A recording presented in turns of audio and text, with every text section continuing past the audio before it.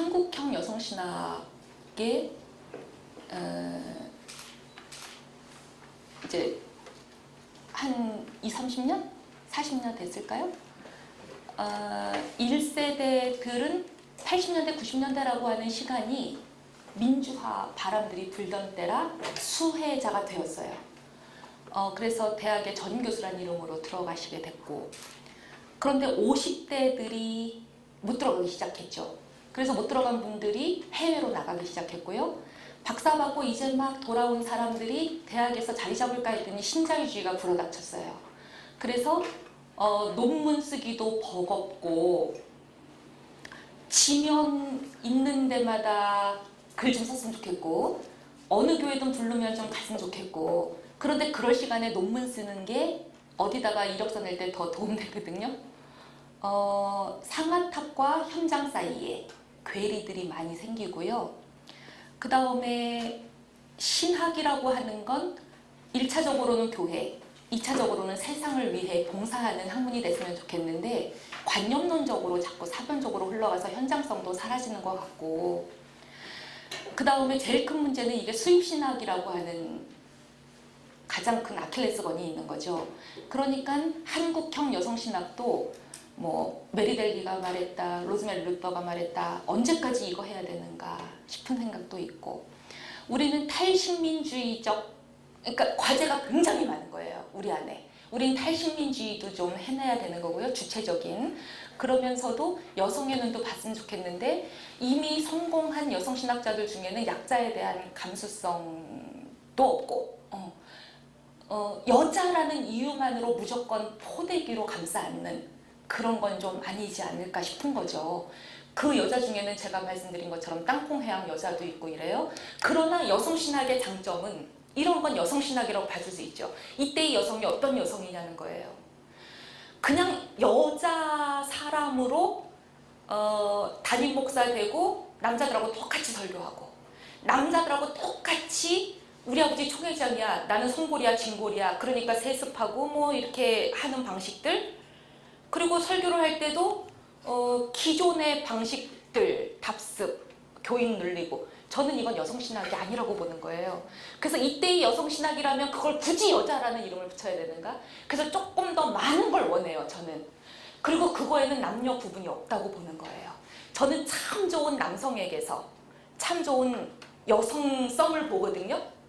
그러니까 여성, 남성이라고 하는 언어에 우리가 갇히는 거가 오히려 친구를 만드는데 더 걸림돌이 될 수 있겠다, 이런 생각도 있는 거죠. 그럼에도 페미니즘이라고 하는 어떤 용어의 유용성은 반드시 있긴 있습니다. 그 말을 안 하면 또 이해가 안 되는 면들이 있으니까. 그러니까 이런 거는 뭐랑 비슷하냐면 하나님 아버지랑 똑같아요, 이 말은. 하나님 아버지 그러면 여러분들은 이제 제가 밑에다가 막 진리의 한쪽을 들어 설명했기 때문에 이 아버지가 남자를 가리키지 않는다는 건 기본으로 아실 거예요. 그쵸? 하나님 아버지는 그거가 아니에요. 우리가 1차로 하나님 아버지라고 예수님이 불렀을 때는 이 말은 불온한 언어예요. 하나님을 감히 누가 아버지라고 부릅니까? 히브리어에는 모음이 없는 거 아시죠? 언어 가운데 모음이 없고 자음만 있으면 그걸 어떻게 발음을 합니까? 여러분들은 저를 많이 만났기 때문에 이렇게만 해도 구미정이야 알 거예요. 근데 이거 모르면 이걸 어떻게 발음을 하냐고요. 히브리어는 아무나 발음하지 못하도록 자음만 있는 언어예요. 그러니까 아무나 발음 못하니까 어떻게 해야 되죠? 누군가 발음하는 걸 듣고 구전으로 전해야 돼요. 그래서 하나님에 대한 이름도 자음이 없다 보니까 야훼라고 하는데 그 발음을 정확하게 낼 수 있는 사람은 지구상에 한 명도 없어요. 왜냐면 그거는 입에 올리기도 거룩한 단어거든요. 그래서 하나님이란 말이 나오면 이 사람들은 돌려 말하죠. 예를 들면은 제가 구약성서 마르지 않는 삶의 지혜에다가 썼거든요. DJ가 정치할 때는 그럼 여러분 누군지 다 알죠. YS를 봐. 그럼 누군지 다 알죠. 이런 식인 거예요. 그 사람을 얘기 안 해도 알아듣는다고요. 그러다 보니까 성경에서는 엘로힘, 아도나이 막 이런 단어들, 뭐 쉐키나 막 이렇게 막 돌려서 하나님을 표현한다고요. 그렇게 거룩하신 분이라 함부로도 할 수 없었던 그분을 예수님은 몸의 언어로 표현하셨어요. 저는 기독교 영성 가운데 가장 핵심은 몸이 빠지면 안 된다고 봐요. 왜? 하나님이 우리를 사랑할 때 말로만 사랑하지 않고 어떻게 하셨어요? 인간의 몸을 입고 세상에 왔다라고 믿는 게 성육신 사상이에요. 몸이 제일 중요하다니까? 친구가 전화로는 엄청 얘기하는데 내가 지금 막 자살해 죽겠는데 나 너 필요해 이러는데 안 나타나. 안 와. 몸이 안 와. 그리고 카톡만 보내. 나 바빠. 조금만 기다려. 뭐 아프니까 청춘이야. 막 이렇게. 몸이 와줘야 돼요. 몸이. 그러니까 이 몸처럼 위대한 게 없어요. 그래갖고 이 예수님은요. 하나님에 대해서 아버지라는, 그것도 아빠 아버지, 7살짜리들이나 옹알이처럼 하는 그 말로 하나님을 딱 불러버렸어요. 이 말이 바리새인과 종교 지도자들한테는 신성모독이 되는 거죠. 이 세상 어느 예언자가 신에 대해서 저렇게 부릅니까? 아버지로.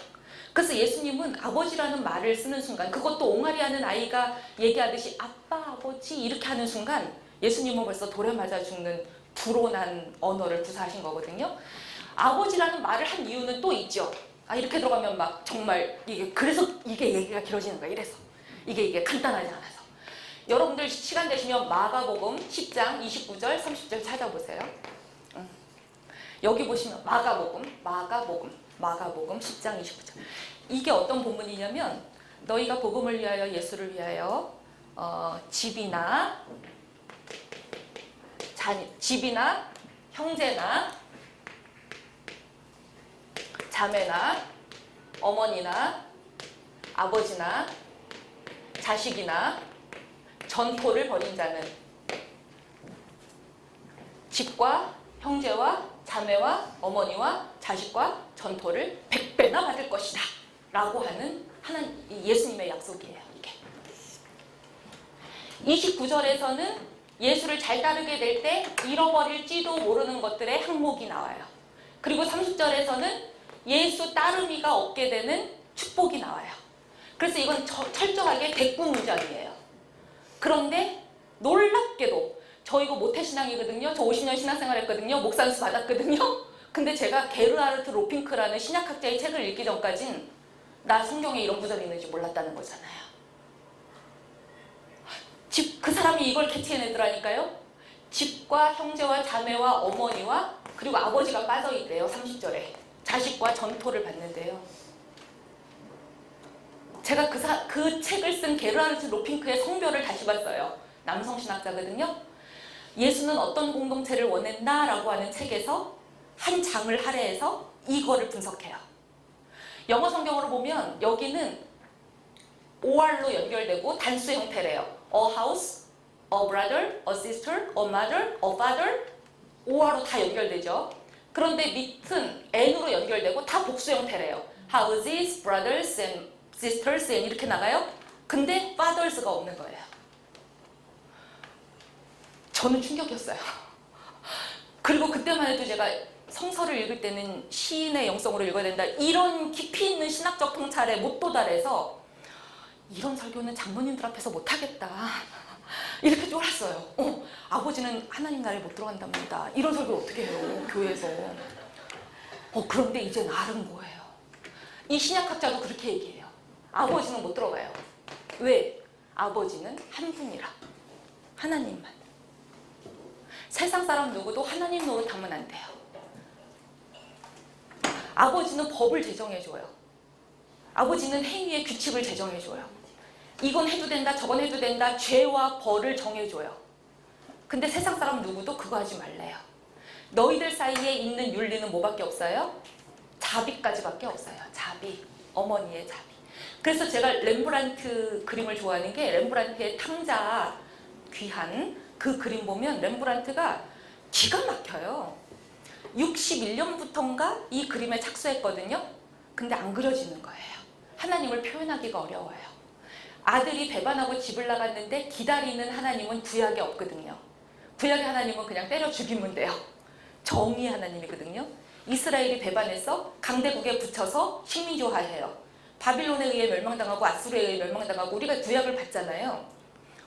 그런데 신약의 아버지는 그렇지 않거든요, 지금. 그러니까 렘브란트가 하나님이 이해가 안 돼요. 그래서 61년에 그림을 시작했는데 1661년 안 그려지는데요. 그 사이에 자기 아들이 획 죽네. 예. 렘브란트는 첫 부인에게서 딸 셋, 아들 하나를 낳거든요. 딸 셋 다 죽었어요. 그리고 달랑 아들 하나 남았거든요. 아들이 9개월 때 부인이 죽었어요. 애만 낳다가 죽은 거죠. 9개월 때. 그러니 9개월짜리 데리고 30대 젊은 아빠가 어떻게 살아요? 그래서 이제 젊은 유모 이런 분들을 집에 들이다 보니까 힘들었는데 렘브란트는 또 부인하고의 약속을 너무 잘 지킨 거예요. 부인이 재혼하지 말라 그랬거든요. 재혼하면 어떻게 돼요? 부인이 막대한 유산이 있었어요. 그걸 너한테 안 준다 그랬거든요. 그러니까 역시 사람은 돈으로 움직여요. 그래갖고 렘브란트가요 재혼을 못해요. 근데 30대거든. 아기는 9개월이고. 그래서 이제 유모가 들어오고 가정교사가 들어올 때마다 썸씽이 일어났지만 결혼만은 못한 거죠.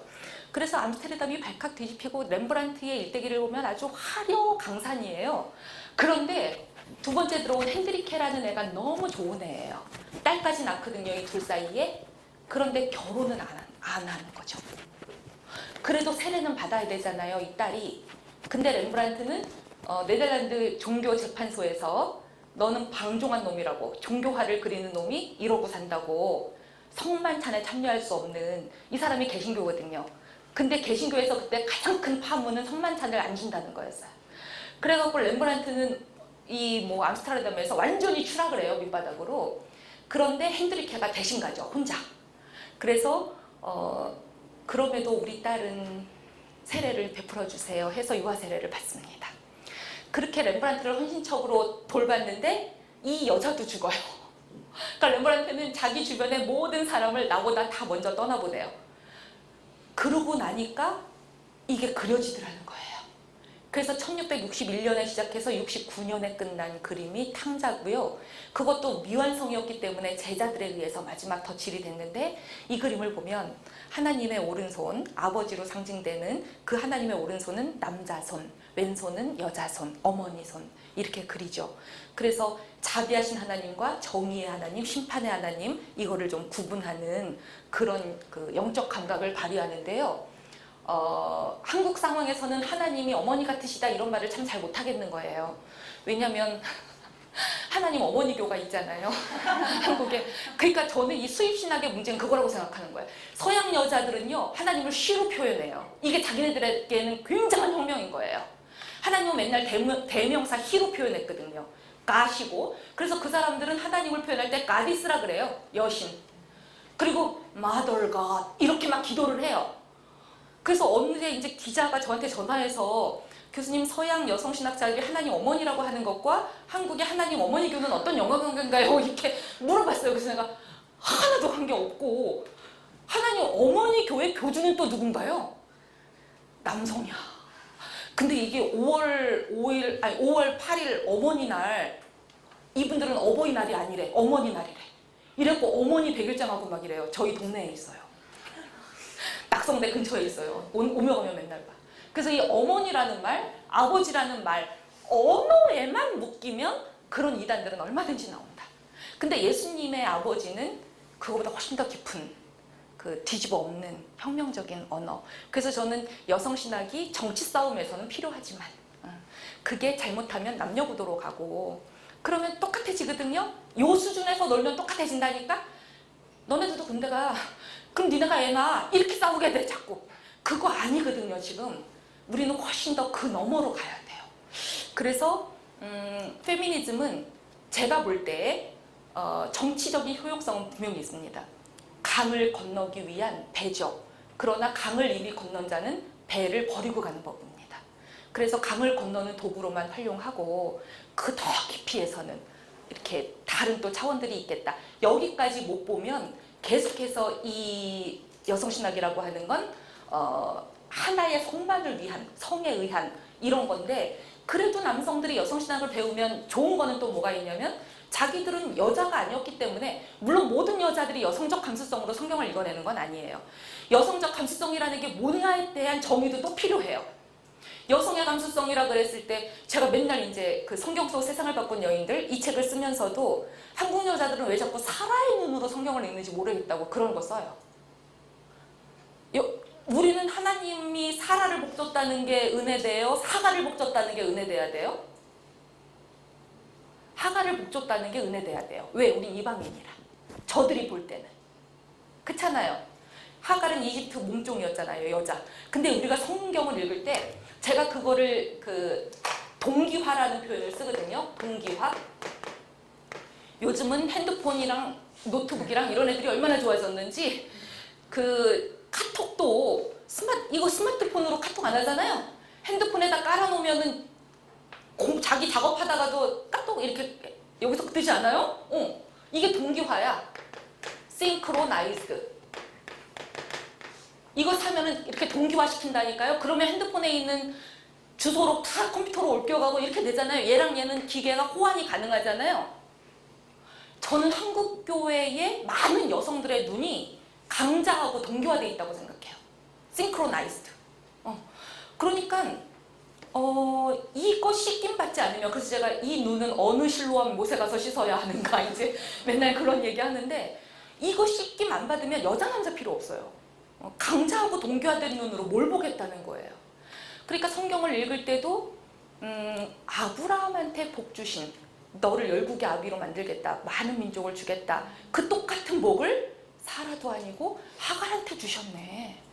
하갈도 여족장이었네. 야, 이래서 흑인 여성 페미니스트 디올로지안들이 하갈을 저렇게 좋아하는구나.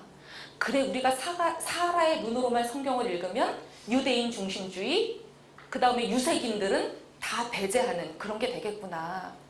그러니까 이 감수성, 지성, 영성, 감성, 이게 굉장히 밸런스가 맞아야 되는데 그동안은 이제 지성으로만 했던 거죠. 여러분, 아가서에 이런 구절 나오는 거 아세요? 아가서에 나오는 술람미 여인 있잖아요. 술람미 여인. 솔로몬이 반해가지고. 근데 그 여자의 뭐에 반해요? 피부색에 반해요. 구릿빛이야. 피부가 까무잡잡해.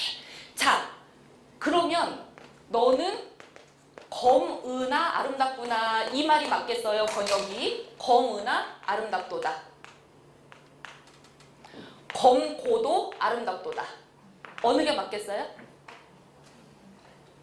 이게 You are black but beautiful. 이게 맞겠어요? You are black and beautiful. 이게 맞겠어요? 네.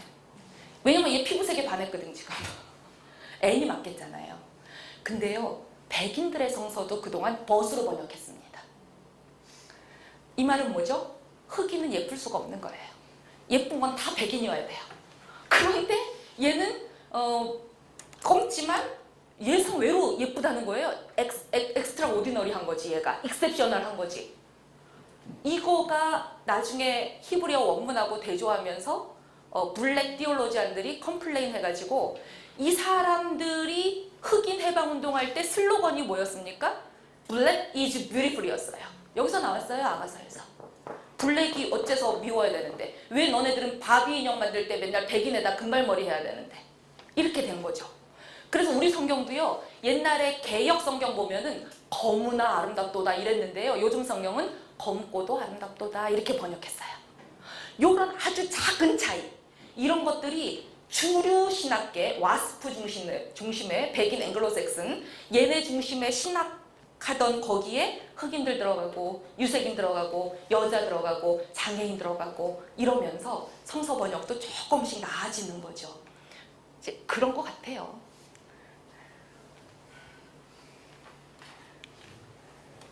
질문? 네. 여성성, 남성성 그런 논란도 많은데, 네. 하나님이 네. 여자와 남자를 창조하셨고 다르게 창조하셨는데, 네. 성경적으로 봤을 때 과연 어떤 차이가 있나? 음. 우리가 알고 있는 건 생물학적인 차이인데 어떻게 보시는지? 저는 하나님이 여성성으로 표현될 때의 모습들, 하나님이 그런 게 이제 여성성이라고 보는데, 내가 너를 업어 키웠다 이스라엘아, 이런 거예요. 내가 너 때문에 잠을 못 잔다, 이런 거예요. 예를 들면은 이러면 이제 남자들이 싫어하겠지만, 고멜 이야기 아시죠? 그 남자가 누구였지? 호세아서. 호세아서에 보면은 고멜이 무슨 뜻이었더라? 고멜이란 이름의 뜻이. 그 무화과 두덩이인가? 아마 그런 뜻일 거예요. 그러니까 그거는 이 여자가 무화과 두덩이면 성을 살 수 있는 뭐 이런 여자였다는 뜻일까? 별명이었을까? 이제 학자들끼리도 말이 많은 것 같아요. 근데 고멜이 하여간 결혼을 해서 데리고 왔는데 자꾸만 나가더라는 거잖아요. 그래서 이제 호세아는 무슨 예언자가 미션을 받기를 그런 여자랑 결혼해서 하나님의 마음을 이해하라는, 그렇다고 우리가 배웠잖아요. 근데 거기 보면 호세아서에 보면 호세아가 고멜을 가서 값을 주고 사와가지고 다시 결혼식을 하는 장면이 있어요. 근데 결혼 예물로 5가지를 줘요. 빈들로 데리고 나가서. 호세아가 이 여자한테 뭐뭐뭐를 결혼 예물로 주는지 아세요? 혼인 예물로? 뭐뭐뭐를 주는지 아세요? 정의와 공평과 나 이런 얘기하면 여자들이 너무 싫어해. 교수님 샤넬백으로 해주세요. 막 이래. 그런 거 안 될까요? 막 이래. 명품 가급적 명품백 안 될까요? 막 이래. 우리는 그런 거 필요 없어요. 결혼과 막 저기 정의와 공평과 오래 참음과 사랑과 자비 막 이런 거 나와요. 성경에. 그러니까 너가 그동안 거기 보면은 올리브 기름과, 그러니까 반대되는 5가지가 또 나와. 그러니까 네가 풍요만 쫓아갔었는데 나랑은 요 혼인 예물을 줄 테니까 혼인을 맺자는 거예요. 호세야 2장 14절인가? 이래요 아마. 제 기억이 맞다면 10절인가 14절인가 그 어간이에요. 저는 남자들은 그렇게 말하면 기분 나쁘겠지만 성경이 보는 남성성이라는 건 그런 거예요. 힘. 왜냐하면 가부장은 그 말 한마디에 죽이고 살릴 수 있거든요. 가부장이라는 권력이. 그러면 여성성이라는 건 뭔가 사실 성경적 개념에서 여성들은 인권이 전혀 없죠.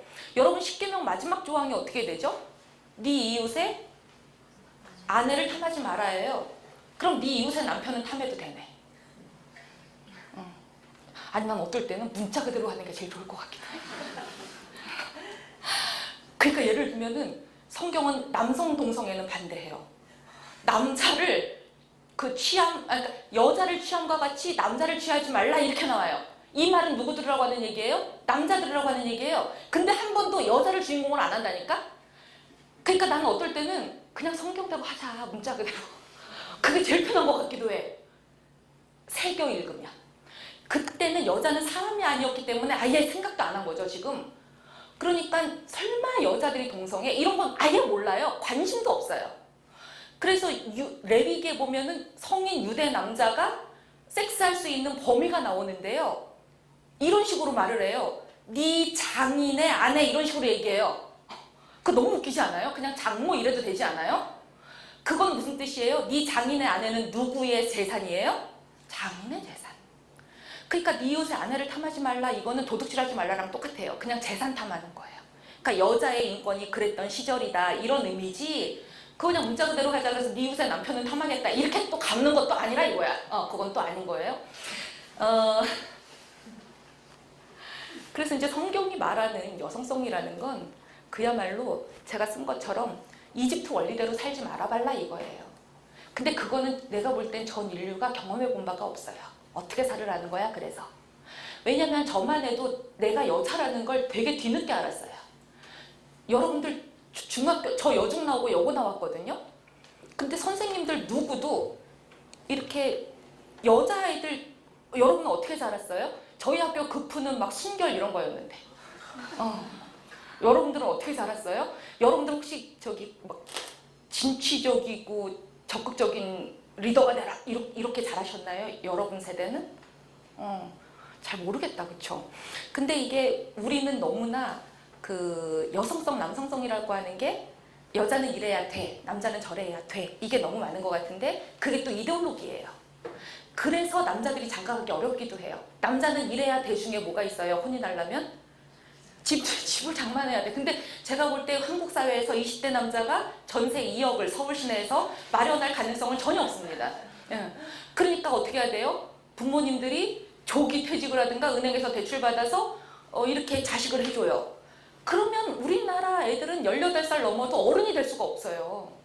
그러니까 여자 남자가 어른 된다는 건 뭐죠? 야, 너랑 나랑 원룸에서 시작하자. 저는 우리 시대의 젊은 친구들이 3포 세대를 이길 힘은 딴 거 없다고 생각해요. 이집트 제국에서 노예살이하던 히브리 민족은 어떤 특징이 있었습니까? 그들은 억압이 강할수록 자손이 더 불어나요. 억압이 강할수록 더 많이 사랑해요. 그 세력이 넓어져요. 시대가 이러니까 애 낳지 말고 이렇게 가지 말고, 야, 너 20대잖아. 네가 무슨 집이 있겠니? 엄마 아빠 등골 빼먹지 말고 너 성인 나 성인 우리 둘 다 벌자.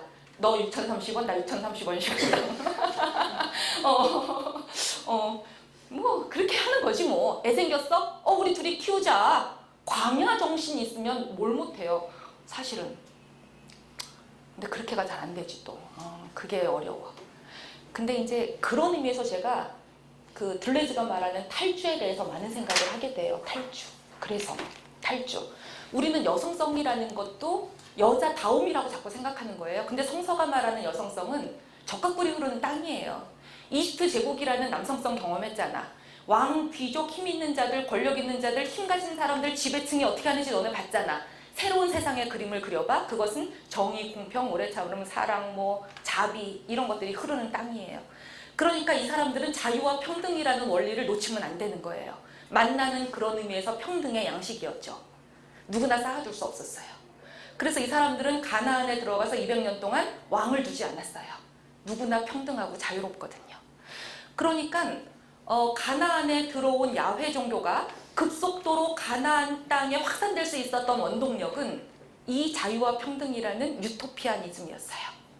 그러니까 라합 같은 여자, 율랑 여성이 있었다는 거, 성매매 여성이 여리고에 있었다는 거, 가나안에 있었다는 거, 이 여자도 또 하나의 히브리라는 거, 이게 이 땅의 성격을 보여주죠. 이런 사람들은 미친 듯이 야훼 종교에 열광하면서 귀화해 들어왔죠.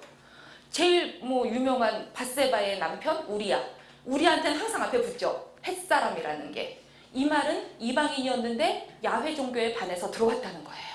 이런 사람들이 뿌지기주예요. 그 야훼 종교가 언제부터 힘을 잃습니까? 다윗성을 쌓고 다시 이집트가 반복돼요. 또다시 성이 생겼고요. 다윗성 안에서는 근친상간이 일어났고요. 성폭력이 일어났고요. 권력에 의한 청부살인도 일어나고요. 분단도 일어나고 난리 버거지. 이렇게 되면 망해요. 그래서 성경은 너희들의 삶이라고 하는 건 이미 남성성이라고 하는 게 남자들은 아닌 거죠. 그것도 힘가진 남자라니까. 남자들 중에서도 힘없는 남자들은 여자보다 더 불쌍해요. 이 억압된 이데올로기 때문에 남자 다워야 된다 이런 것들 때문에 여자들은 바가지라도 긁지. 이 남자들은 어디 가서 뭐를 해야 돼. 그러니까 한국은 그 명예퇴직당하면 남성 자살률이 너무 높은 나라인 거예요. 남자들 너무 불쌍해요. 어떤 남자들? 힘없는 남자들. 그러니까 힘없는 남자들은 정말 그 마태 공동체의 문제가 그랬거든요. 마태 공동체라는 건 유대인이란 말이잖아요. 당시의 유대인인데 로마 제국은 종교 관용 정책을 했기 때문에 회당에만 속해 있으면 안전한데 이 사람들은 예수를 믿는다는 이유로 회당에서 추출당했어요. 그러면 크리스찬 주데이즘, Jewish Christian 이라는 아이덴티티를 가지고 어디 가서 벌어먹고 사냐고요. 그러니까 이 남자들이 시리아로 어디로 막 떠돌아다니면서 피폐해졌어요, 영혼이. 그러면 남자가 힘이 없으면 어떤 행위를 합니까? 집에 와서 나보다 더 힘없는 사람들한테 풀죠. 그러니까 마태 공동체는 이런 문제가 너무 심각한 거예요.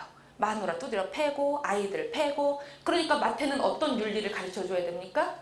너희들이 유대인보다 그리고 헬라인보다 더 높은 윤리의식이 없다면 너희들이 어떻게 하나님의 복음을 예수를 만난 사람들이라고 할 수 있겠니? 그러니까 이렇게 사람들 때리고 그 다음에 어디 가갖고 주인들하고 막 트러블 일으키고 이런 방식으로 분을 풀지 말고 원수를 사랑하는 게 어떻겠니? 자꾸 그렇게 격려를 해요. 그러니까 힘없는 남자들은 너무 불쌍하기 때문에 집에 와서도 인정받으려고 한다는 거. 근데 또 여자는 집에 와서 바깥 세상하고 똑같은 얘기 하는 거죠. 돈도 못 벌어오는 게 집에 와서 어디 이렇게 해요. 그러면 이제 가정이 파탄나죠. 그래서 이제 성경이 말하는 건 자꾸만 이 세상에 질서는 있어요. 그게 들레즈가 말하는 영토화라는 개념이에요. 영토화라는 말은 예를 들면 여러분 베데스다 연못 이야기 아시나요? 베데스다 연못의 기계적 배치가 어떤가요? 베데스다 연못에는 환자들이 있었고요. 이 환자들이 누워있는 행각들이 5개가 있어요. 그 다음에 연못이 있고요. 이 행각 주위에 이제 사람들이 많이 있었겠죠? 이게 배치예요. 우리 사회도 사람들이 다 산다니까 이건 기계적으로 배치되어 있는 거예요. 그런데 어느 말도, 영어도 마찬가지. I도 있고 M도 있고 러브도 있고 이게 다 기계적 배치예요. 근데 이게 뜻이 되려면 규칙이 필요해요. 문법이라고 부르죠. 언어에서는. 둘레즈는 그거를 언표적 배치라고 불러요. 다시 말하면 베데스다 연못에서는 천사가 가끔씩 내려와서 물을 휘저어주면, 연못물을 휘저어주면 제일 먼저 들어가는 사람이, 이게 그래머예요. 문법. 이 베데스다 연못의 문법. 나음을 입어요. 이게 이런 구성 요소는 기계적 배치, 요 규칙은 언표적 배치. 그래서 여기서 승리한 사람은 영토화를 이룬 거예요. 대부분 이 규칙 안에 머무는 사람들은요, 탈영토화를 꿈꿔요. 자, 예수님이 여기 가셨거든요. 38년 된 병자가 있었죠. 이 사람이 꿈꾼 건 뭐예요? 나는 여기서 루저였었으니까 나도 제발 영토화에 하나 들어가고 싶은 거잖아요. 나 맨날 잉여였으니까 맨날 감정노동하고 시간당. 근데 계약직 지금 정규직에 한 명 써준대. 그럼 어떻게 할 것 같아요, 여러분? 무슨 수를 써서라도 내가 거기 올라가고 싶잖아요. 솔직하게 얘기하면. 그 탈영토화예요. 저 규칙을 바꿔보고 싶어요. 그러면 베데스다 연못은요, 이 규칙이 말해주는 건 베데스다 연못이 어떤 땅이라는 거죠? 천사가 가끔 내려오고요, 가장 먼저 들어가는 사람이 나음을 입어요. 이게 자비한 곳인가요? 은혜로운 건가요? 여러분 같으면, 여러분이 딱 베데스다 연못에 도착했어요. 여러분이 진정한 크리스찬이라면, 소위 여성성이 있다면 어떻게 해야 되나요? 물어봐야죠. 무슨 병 때문에 오셨어요? 여자들의 특징 오지랖. 언제 오셨어요? 뭐 하다 오셨어요? 그래서 어떻게 줘야 돼요? 나보다 더 많이 아프고 나보다 더 많이 힘들면 천사가 내려오는 거 보고 있다가 내가 넣어줘야 되죠. 이게 기독교가 맨날 했던 얘기예요. 근데 베데스다 연못은 어떤 땅이었어요? 누구도 그렇게 하지 않았죠. 왜? 38년 된 명자가 있거든. 이 환자들은 어떤 사람들만 남아있더래요? 예수님은 한눈에 스캔을 쫙 할 줄 알아. 예수님의 특징은 여길 갔는데 한눈에 스캔이 딱 돼요. 누구누구 남아있어요? 천사가 내려오는 거 못 보는 사람. 그러니까 눈 먼 사람 남아있죠. 그 다음에 제일 먼저 뛰어가지 못할 사람. 그러니까 다리 저는 사람 남아있죠. 우리말로 하면 흑수저들만 남아있다 이거죠. 그럴 거예요. 여성신학계도 똑같을 거예요. 여자 목사들도 똑같을 거예요. 아버지가 총회장도 아니고 남편도 목사도 아니고 이런 사람들은 부목사로도 못 갈 거예요. 똑같아요, 이게. 규칙이. 자, 그럼 예수님은 어떻게 하셨어요? 이 탈영토화를 꿈꾸는 사람한테 네 상을 들고 나가라 이렇게 해요. 이게 탈주예요. 탈주. 저는 아까 질문하신 그 여성성을 가지고, 그래서 제가 쓴 글 마지막에 그거 나오잖아요. 스와미 웨다 마라티의 유명한 명언. 저 한번 따라해 보세요. 그대가 만약 남성이라면 여성이 되기를 배우라. 그대가 여성이라면 그냥 여성으로 머물라. 이미 여성인 자는 더 이상 배울 게 없다. 제가 이거 읽고 나서 나는 여성인가 엄청 물어봤다니까요. 몸뚱아리는 여자겠지. 근데 내 안에 이 사람들이 말하는 이 구원상, 이 탈주, 이 문명에 대한 뼈저린 각성에서 새롭게 꿈꾸는 그 세상, 이게 내 안에 있냐는 거죠. 성경은 그런 걸 여성성이라고 담아내는 것 같아요. 근데 어떤 언어든지 다 짝개념이라 우리가 현존 질서에서 생각하는 여성성은 남성성에 반대되는 것밖에 생각 안 해요. 그래서 그것도 온전하다고 볼 수는 없는데, 그래도 성경이 말하는 원리로는 에덴의 질서 뭐 이런 식으로 얘기하는 거죠. 적각구리 흐르는 땅, 하나님 나라 이렇게 해보는 거죠. 그래서 어쩌면 우리는 아직 우리 안에서 여성이 안 태어났는지도 몰라요. 그 괴테의 파우스트맨 마지막 문장이 그렇게 끝나잖아요. 영원히 여성적인 것이 인류를 고양시키도다. 그럼 그때 여성적인 건 뭐냐는 거죠. 그래서 그 많은 고민들이 필요한 것 같아요. 전혀 다른 상상력으로 남성에 반대되는 개념으로서가 아니라 인간이 경험해보지 못한 새로운 질서로서의 이것을 상상해내는 능력, 요게 이제 문명을 치유하고 바꿔나가겠죠. 그리고 그 시대가 도래하면, 그날이 도래하면, 새하늘과 새 땅이 도래하면 거기서는 지금 인종차별 같은 게 우리가 안 해야 된다고 믿듯이 성의 구분 따위는 무의미해지겠죠. 사실 갈라디아 3장 28절이 하고 싶었던 말도 그거예요. 예수 공동체에 누구든지 들어오려면 유대인과 헬라인, 종이나 자유인, 남자와 여자 사이에 차별이 없다는 선언을 하고 들어와라. 그리스도 예수 안에선 다 하나다. 그거 하고 싶은 거죠. 그래서 저는 그거를 자궁이라고 생각해 보는 거죠. 자궁의 문화. 왜냐하면 자궁 안에서는 과학기술은 그래서 누구에게 종사하나 이것도 많은 생각을 하게 돼요.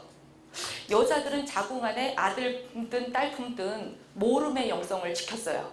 근데 이게 과학기술이 발달하면서 아들인지 딸인지 궁금하고 심지어 장애가 있는지 없는지 궁금해져요.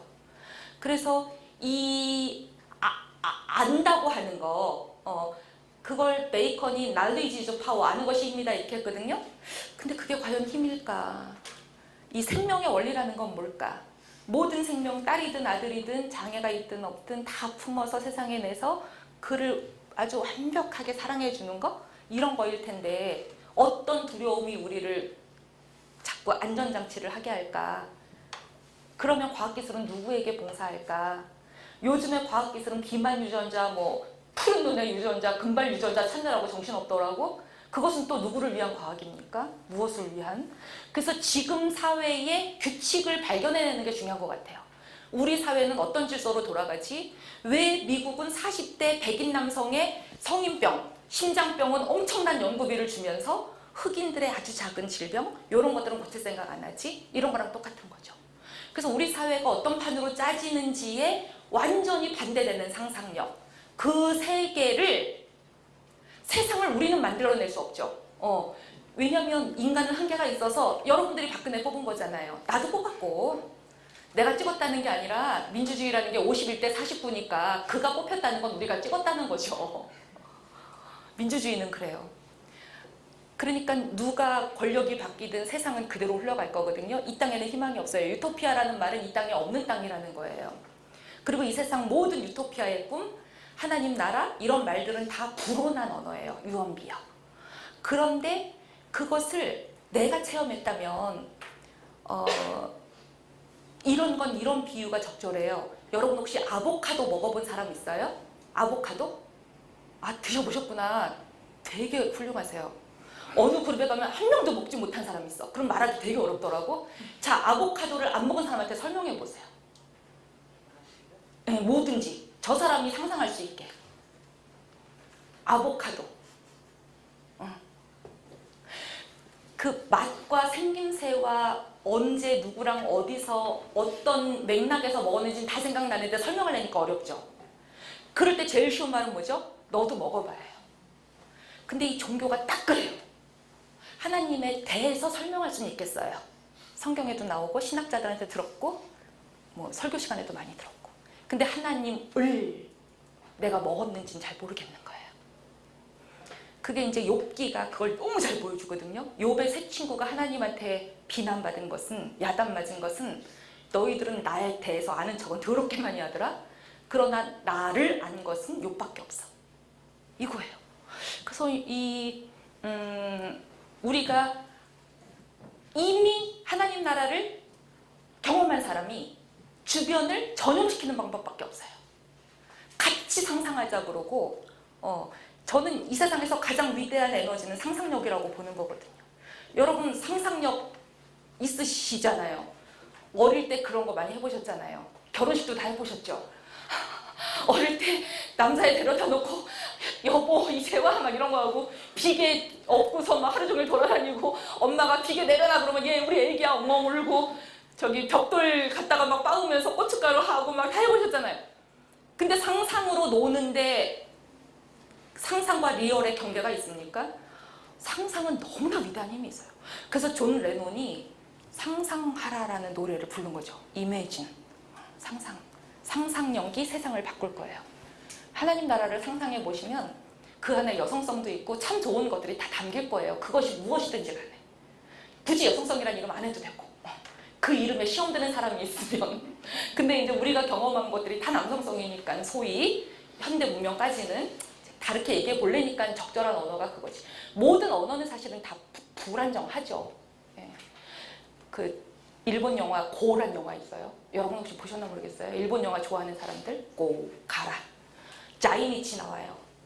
한국 아이인데 조선 학교 다니고 한국말 하는데 일본 애들한테 정체성 발견될까봐 두렵고 근데 걔가 계속하는 영향받은 글이 하나 있어요. 그게 뭐냐면 섹스피어 글이래요. 장미는 굳이 장미라는 이름이 아니어도 향기가 만리를 간다는 거예요. 너무 좋은 글귀더라고요. 그러니까 얘는 북조선 사람도 아니고 남조선 사람도 아니고 일본 사람도 아니거든요. 그냥 나거든요.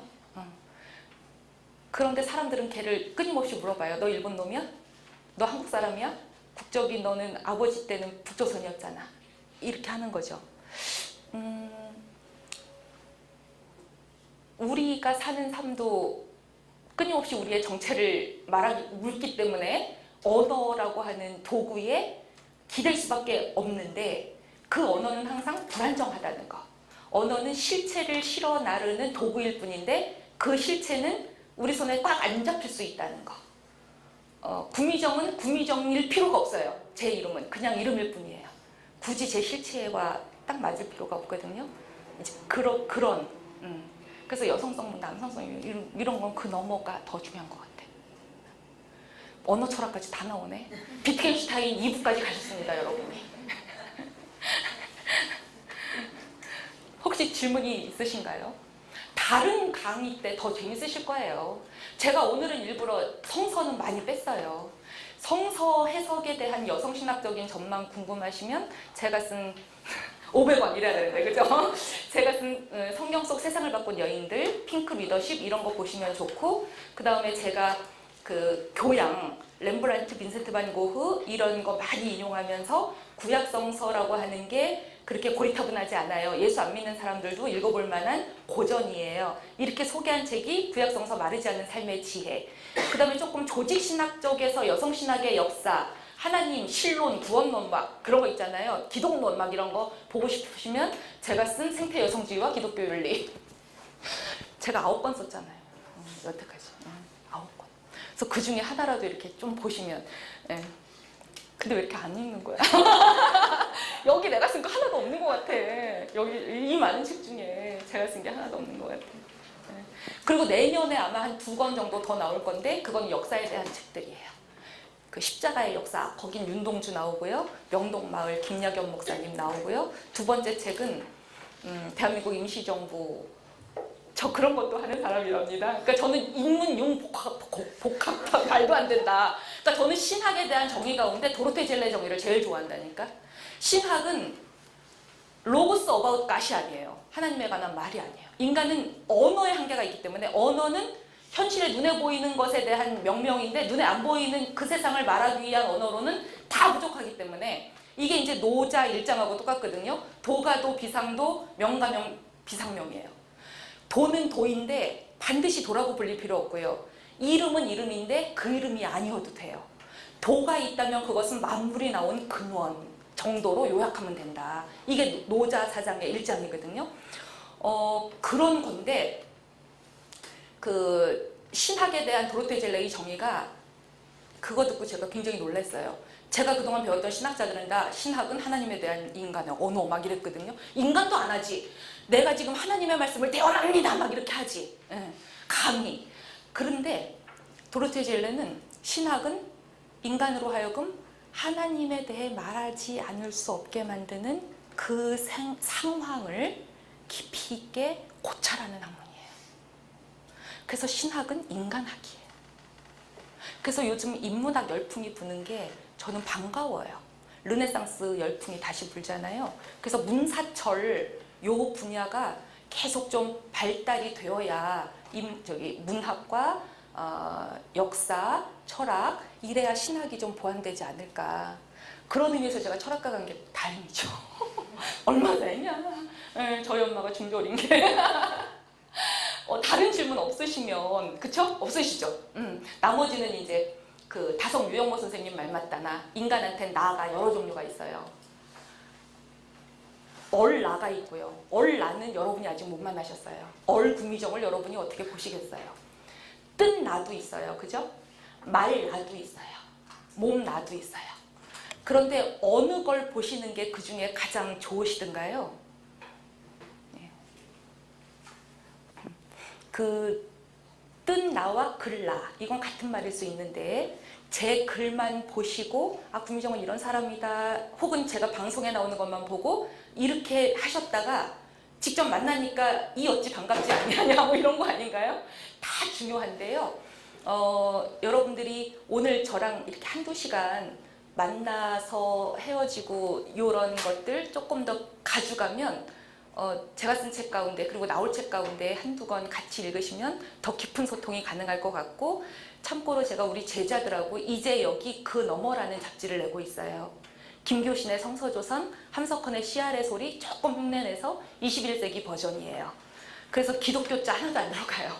기독교 사상, 복음과 상황 저도 읽기 힘들어요. 글자도 너무 조그맣고요. 칼라도 아니고요. 그림도 없고요. 그래서 제자들하고 만들었는데요. 우리 제자들이 다 아마추어예요. 그래서 출판사 지들이 차렸어요. 학생, 대학원 학생. 그래서 이제 바닥부터 헤매면서 지금 하는데 인터넷 뒤지시면 책 제목도 뜰 거예요. 이제 여기 그 너머라고 하는 게 제가 볼 때 하나님 나라를 설명하는 가장 좋은 번역이 아닐까 싶어요. 그래서 여러분들도 그런 잡지도 한두 번 이렇게 보시고 참여하실 수 있습니다. 그래서 그 잡지의 기자로도 참여하시고 그렇게 소통하면 참 좋겠습니다. 고맙습니다.